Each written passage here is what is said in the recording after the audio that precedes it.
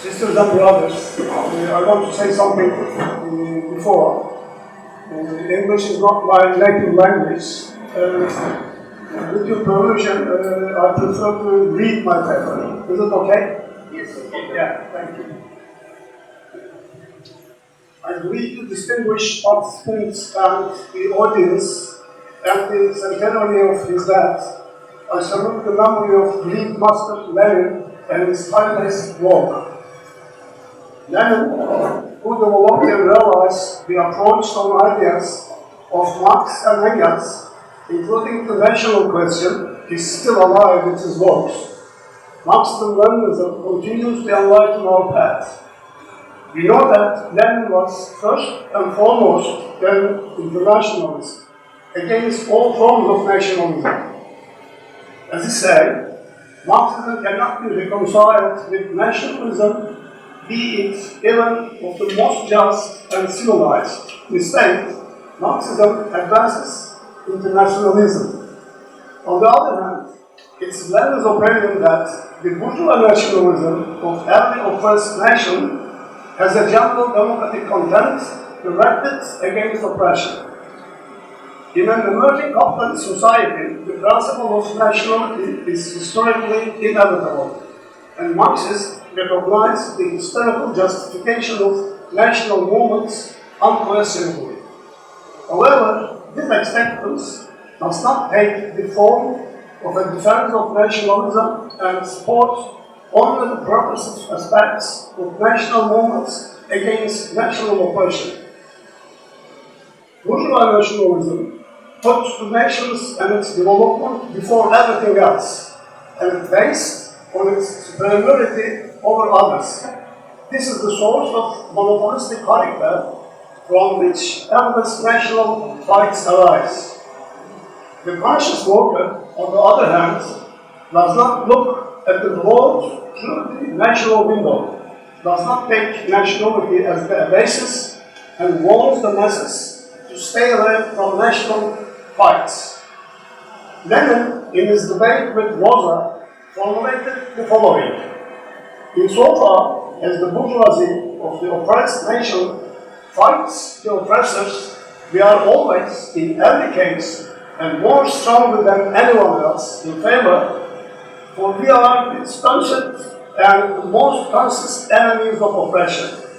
But insofar as the bourgeoisie of the oppressed nation stands for its own bourgeois nationalism, we stand against it.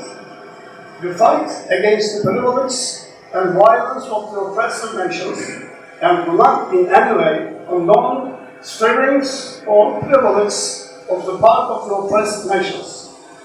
Marxists, however, unquestionably defend the rights of nations to self-determination. This is conditioned by the existence of the national oppression and inequalities of rights. The essence of this right is the right of oppressed nations to secede and establish their national states. It is the large scale that is favorable to the development of the productive forces and the struggle of the working class against the bourgeoisie. Other conditions being equal, says Lenin, the class-conscious proletariat will always stand for the largest state. However, under capitalism, usually other conditions are not equal. What becomes the rule is national oppression and claims to supremacy and national struggles. Moreover, the tendency of every national movement is toward the formation of national states under which the requirements of modern capitalism are best satisfied. For the entire civilized world, the national state is typical and the normal for the capitalist period. Exploitation and oppression will continue in the national state, of course, but Marxists cannot ignore the powerful economic factors which gives rise to the aspiration for national states, and they cannot deny the right of oppressed nations to statehood. The unconditional recognition of the rights to national self-determination is, of course, also valid for the theories of imperialism. But the recognition of this right does not mean that every national movement and essential will be supported. The right to stay true will be recognized, as Lenin said, however, does not recognize and champion the equality of nations and language, and does not fight against all national oppression or inequality, is not a Marxist. Lenin is not a Democrat. But Marxists do not support demands for national privilege, reactionary national movements, or the creation of states which reinforce reaction. This is one thing to recognize the right, and it is another to support its implementation in one form or another. On the other hand, to recognize this right is not to adopt the division of workers into nationalities. That would be adopt nationalism and to play into the hands of the bourgeoisie. While recognition the rights of oppressed nations to separate states, Marxists advocate the strict disciplinary and the organization of all workers of whatever nationality into a single party and single trade unions within the borders of their given state in which they fight the bourgeoisie. Lenin begins his notable article in 1913, the critical remarks on the national question, as follows. It is obvious that the national question has now become prominent among the problems of Russian public life. The aggressive nationalism of the reactionaries, the transition of counter-revolutionary bourgeois liberalism to nationalism, Great Russian, but also Polish, Jewish, Ukrainian, and etc., and lastly, the increase of nationalist regulations among the different national social democrats who have gone to the length of violating the party program. All this is incumbent on us to give more attention to the national question than we have done so far. How different is any country today from Soviet Russia regarding the importance of the national question? Even if we only mention the Kashmir question, are India and Pakistan, for example, very different? Or Turkey and Iran, where the persecution of the Kurds never stops. Not to mention Israel, which is committing genocide in Palestine. Is Russia, which prominent religious Chechen nationalism, invades Ukraine calling it an artificial nation, and where Putin blames Lenin for the approval of the Ukraine secession, and different today than it was before. What about China, which does not even recognize the right to live to life of Uyghurs? How different would they be from Tsarist Russia if European countries drown migrants in the sea and fully support the genocide of Palestine, and the US builds a wall on the border of Mexico, continue racial discrimination and bullets kill black people?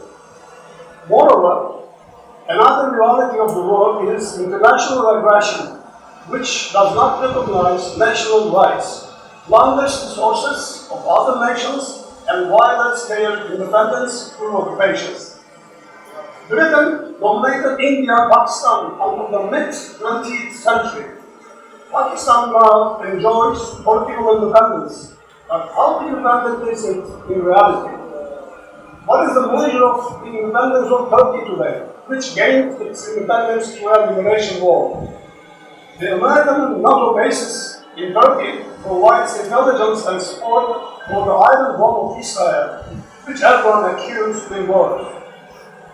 Lenin gives the example of dependent countries which ostensibly enjoy political independence, but which in reality are caught in the web of financial and diplomatic dependence, and says that Argentina was almost a commercial colony of England, while Portugal had been for 200 years under English protectorate.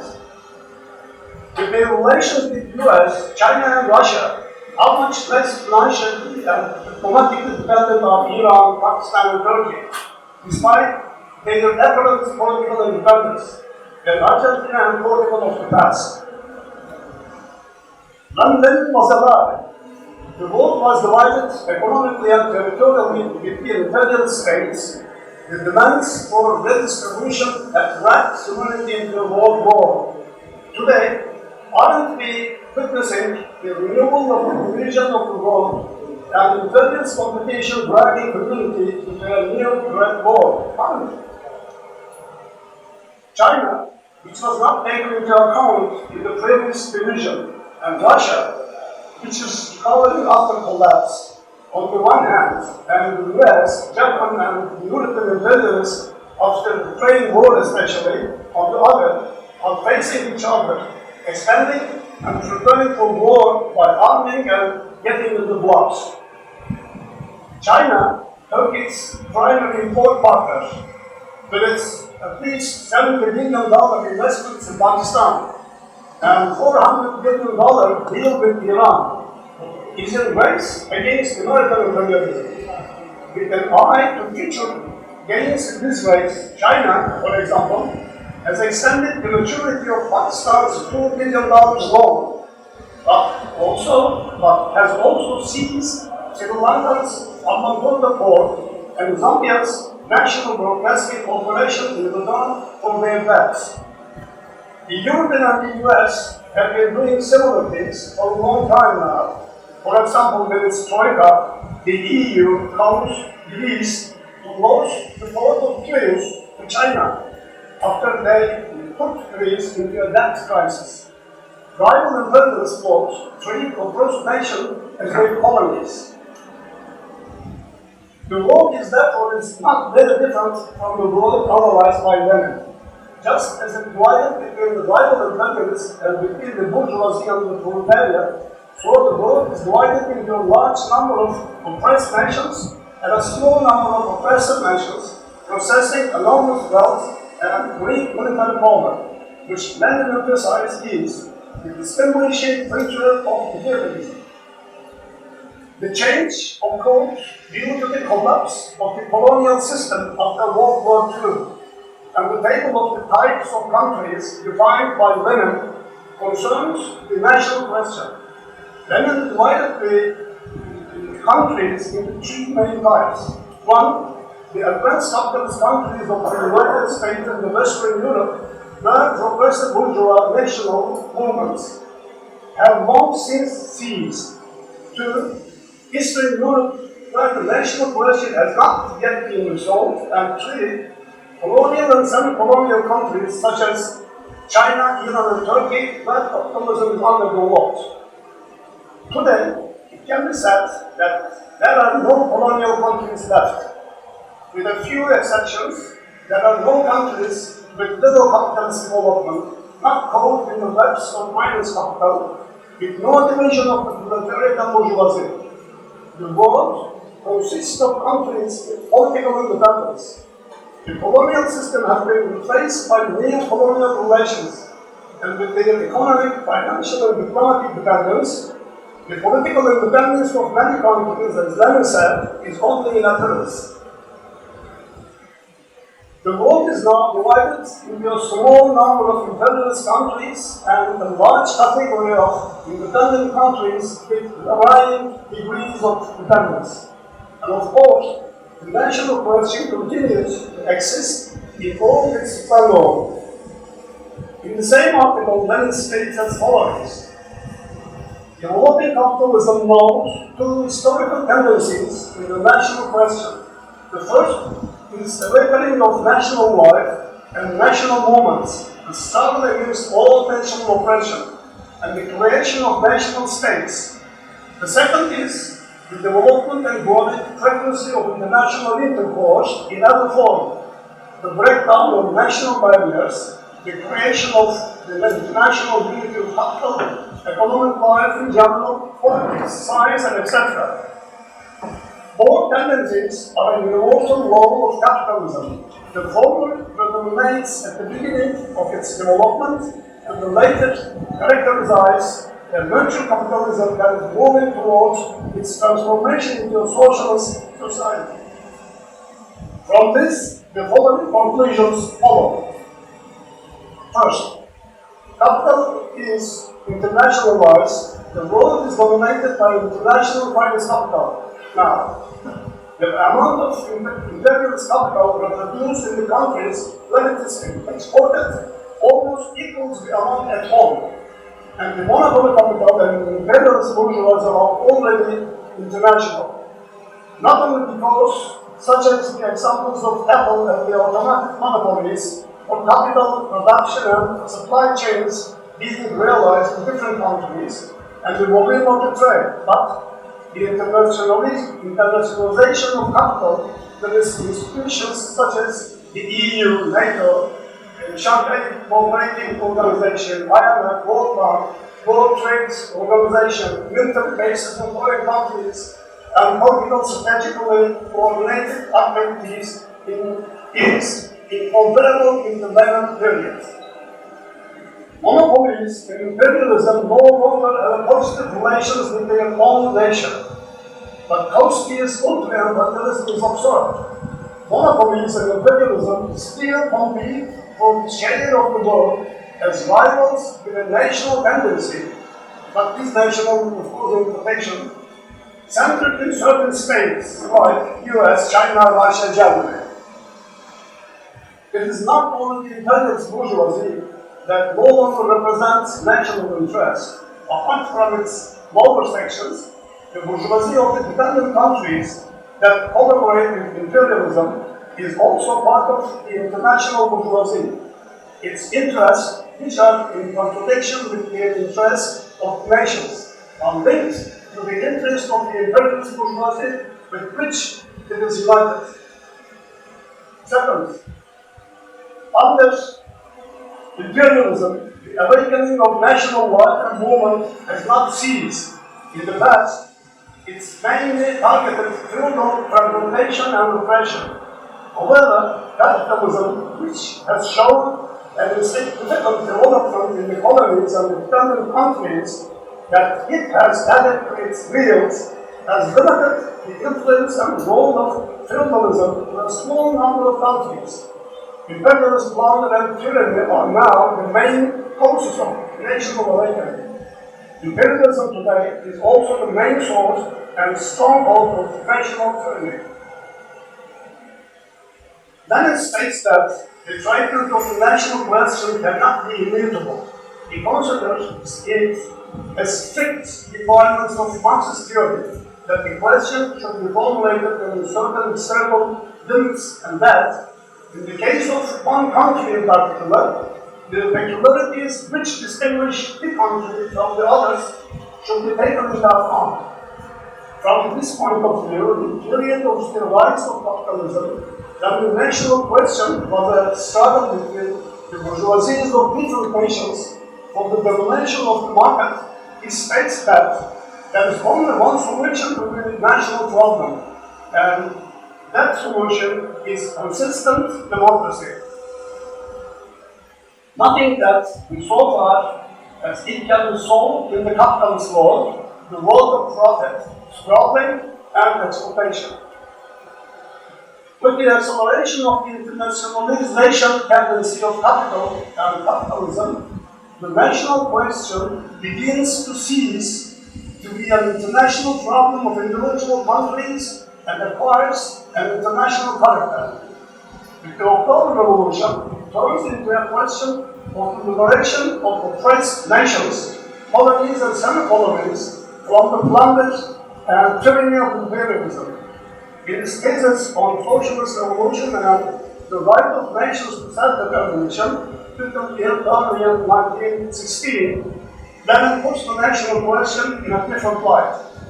He begins by stating the theorist socialism must give effect to the right of oppressed nations to free political secession, and goes on to say that the socialist revolution is not one single battle, but a rule upon of intensified class conflicts and long series of battles, which can culminate only in the expropriation of the bourgeoisie.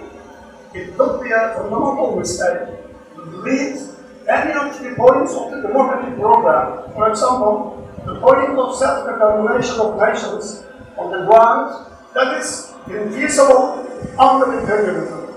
And it concludes as follows.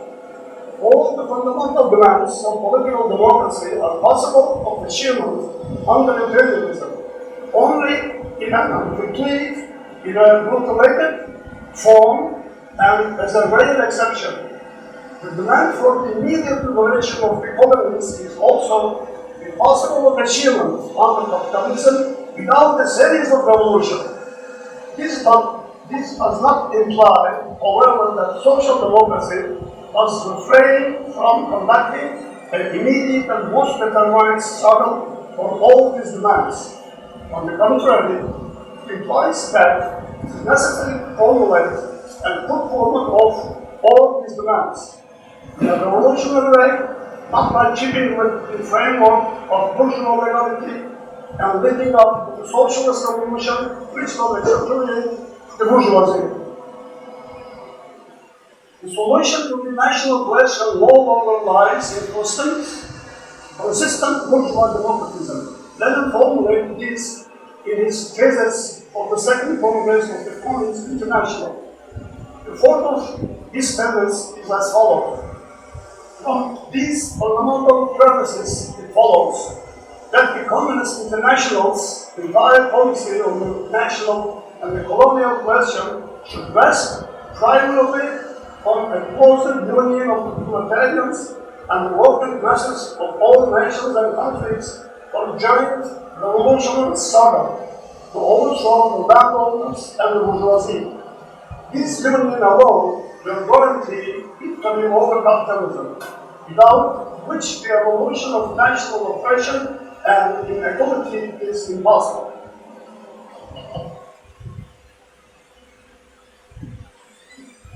Firstly, while there is still the question of the liberation of the nations under national oppression and inequality of rights in various countries, the transformation of the national question into the question of the liberation of the oppressed, dependent and colonized nations from the imperialist yoke is also valid today. Secondly, the program of the working class on the national question is now based on the solidarity of the workers and the laborers of all countries and the struggle against the ruling bourgeoisie and a big landlords and their power. By the second of the same thesis, the solution of the national question as the question of the liberation from imperialist tyranny is now linked to the struggle for the overthrow of the power of the bourgeoisie and the establishment of socialist democracy. Thirdly, not only the imperialist bourgeoisie and its domination were targeted by the Greek October Revolution. Lenin's thesis also distinguished between the bourgeoisie of the oppressed nations and colonies and the national movements, making their support conditional and with special emphasis on the preservation of the independence of the proletarian movement, drew attention to the deception of imperialism and the bourgeoisie of the oppressed nations united with it under the mask of building independent states. In the reports of the Commission on the National and Colonial Question submitted by the Lenin to the Congress, the attitude toward national movement is clear. The imperialist bourgeoisie is doing everything in its power to implant a reformist movement among the oppressed nations too. There has been a certain rapprochement between the bourgeoisie of the exporting countries and that of the colonies, so that very often, perhaps even in most cases, the bourgeoisie of the oppressed countries, while it will support the national movements, is in full accord with the imperialist bourgeoisie, that is, joins forces with it against all revolutionary movements and revolutionary classes. We should and will support bourgeois liberation movements in the colonies only when they are genuinely revolutionary and when their exponents do not hinder our goal of education and organizing in a revolutionary spirit with peasantry and the masses of exploited. If these conditions do not exist, the communists in these countries must combat the reformist bourgeoisie.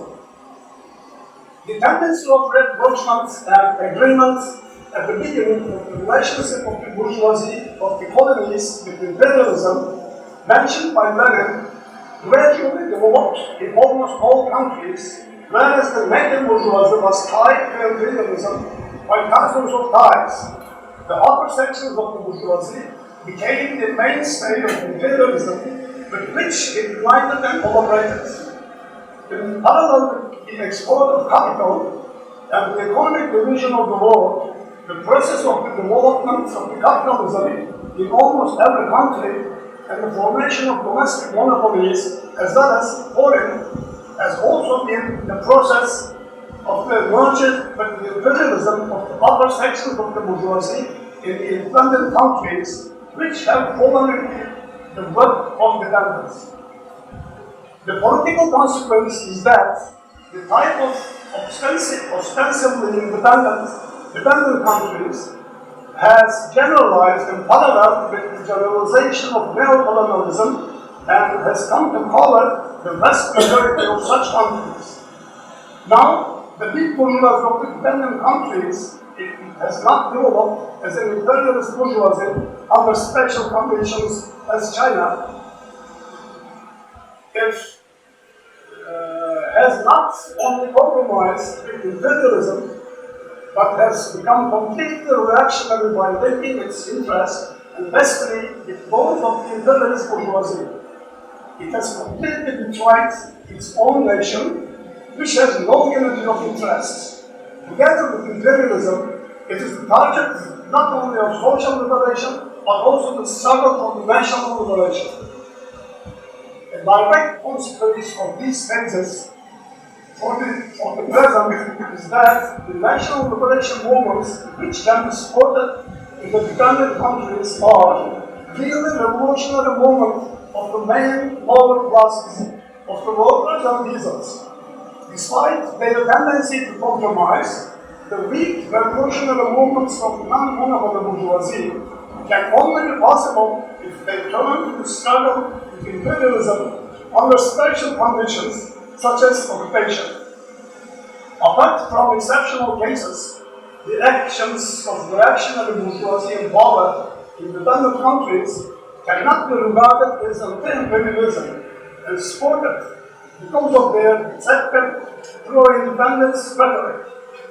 The counter-revolutions of the bourgeoisie, of the bourgeois cliques that we have witnessed in the recent past, usually instigated and supported by the rivals of imperialists with whom the ruling bourgeoisie collaborates, are not supportable movements in this category. The attitude towards the struggles of the oppressed nations has become even more important today than the imperialist states, whose rivalry is intensifying, seek to gain superiority over each other by provoking and supporting national movements against their rivals. Undoubtedly, as Lenin pointed out, the fact that the struggle for national liberation against one imperialist state can, under certain conditions, be used by another great state for its equal imperialist interests, does not dissuade Marxists from recognizing the rights of nations to self-determination. Marxists unconditionally recognize the rights of oppressed nations to self-determination, but this does not mean that a national movement against one imperialist state, supported by a rival imperialist state, must be supported. The struggles that are supported are determined by a concrete analysis of the conditions and the nature of each struggle. One cannot fight against one imperialist relying on another one. Even if they use anti-imperialist rhetoric, reactionary movements that are linked to the struggle for hegemony between the imperialists and become an element of it cannot be supported, regardless of their claims. The actions of the ruling bourgeoisie of the NATO and the Shanghai Cooperating Organization member countries, supposedly on behalf of the whole nation, with claims such as anti-occupation and protecting and defending the independence and sovereignty of their countries in order to deceive the people they oppress and bring them along with them can be given an example. There is no doubt that the nation of Ukraine, for instance, needs national and social emancipation with the right to self-determination. And for this purpose, they need a real struggle targeting their own bourgeoisie. However, no matter how much it claims to be against occupation, the Zelensky government and the war it wages in the name of so-called independence and sovereignty in Ukraine, which is the field of the imperial struggle between Russia and NATO cannot be supported. As a result, Marxism-Leninism, the doctrine that Lenin took over from Marx and Engels, is a doctrine of the emancipation of the working class. It expresses the interests of working class and is based on the class struggle. Lenin's analysis of the national question and his contribution to the treatment of this question cannot be underestimated. But it is not the essence of Lenin's contribution to the treasury of Marxism. Besides analyzing imperialism and applying Marxism to the age of monopolies, Lenin's main contribution is to develop the theory and practice of the class struggle, its extension to the dictatorships of the proletariat, and the application to the conditions of socialist consumption. Thank you.